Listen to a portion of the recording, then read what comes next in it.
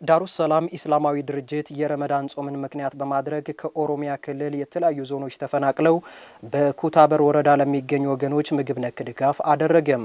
ለተደረገው ድጋፍ ምስጋና ያቀረቡት ተፈናቃይ ወገኖች መንግስት በዘላቂነት ችግራቸውን እንዲፈታላቸው ጠይቀዋል። ባላለምዬ በደቡብ ወሎ ዞን ኩታበር ወረዳ ከ1400 በላይ የሚሆኑ የህብረተሰብ ክፍሎች ከኦሮሚያ የተለያዩ ዞኖች ተፈናቅለው በጊዜያዊ መጠለያና ከማህበረሰቡ ጋር ተቀላቅለው በመኖር ላይ ናቸው። እነዚህ ወገኖች ትናንት አምራችና የተሻለ ኑሮ የነበራቸው ቢሆንም አሁን ላይ ለተለያዩ ማህበራዊና ኢኮኖሚያዊ ችግሮች መጋለጣቸውን ያነሳሉ። ዳሩስ ሰላም ኢስላማዊ ድርጅት የተባለ ሀገር በቀል ግብረሰናይ ድርጅት ለእነዚህና በወረዳው ዝቅተኛ የገቢ ምንጭ ላላቸው ወገኖች የዕለት ምግብ ድጋፍ ማድረጉን የድርጅቱ ቦርድ ሰብሳቢ ሼህ ሰይድ አደም ተናግረዋል።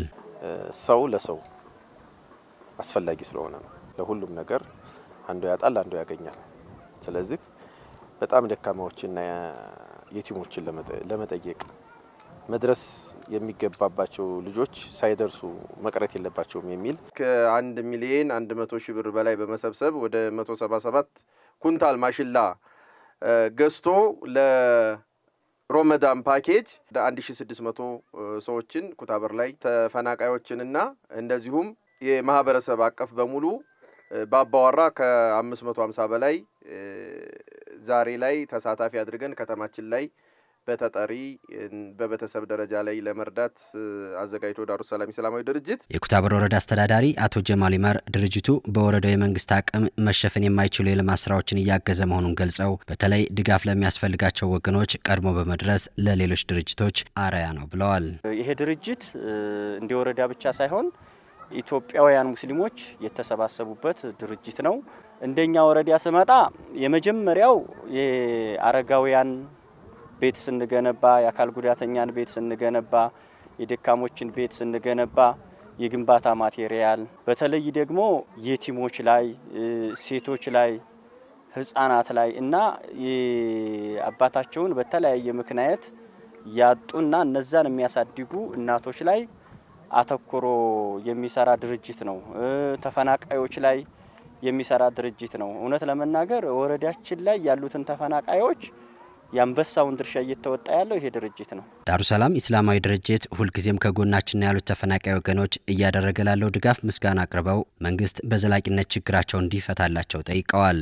ዳሩስ ሰላም ዛሬ አይደለም አምናም ነው። በራበን ሰዓት፣ በጠማን ሰዓት፣ የስጋ ውሃ ባጣንበት ሰዓት የሚያስፈጠረን ባጣንበት ሰዓት መቶ ያስፈጠረን ዳሩስ ሰላም እስላማዊ ድርጅት ነው። በጣም እናመሰግናለን። ምናልባት ይሄ ጨለማ የነጋ እንደሆነ ቢነጋ እኛም እንደዚሁ የሚሰሩ ወጣቶች አሉን፣ የሚሰሩ ደግሞ ልጆችም አሉን እና ሰው እስከምንሆን ድረስ እዚህ ቦታ እስከምናገኝ ትብብራችሁ እንዲቀጥልልን የአዱንያውንም የመጀመሪያው የአኬራውንም የመጨረሻው ማብሪያት ያብራላችሁ።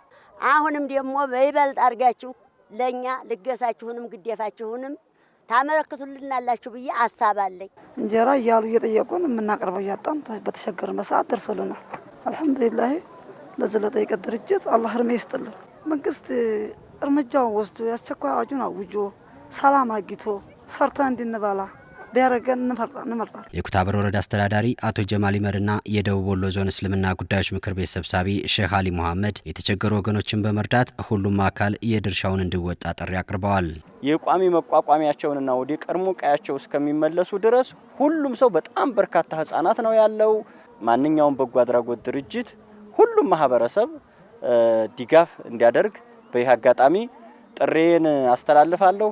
ችግርተኞችን መርዳት አላህ ሱብሓነሁ ወተዓላ ዘንድ በጣም የተወደደ በጣም የተከበረ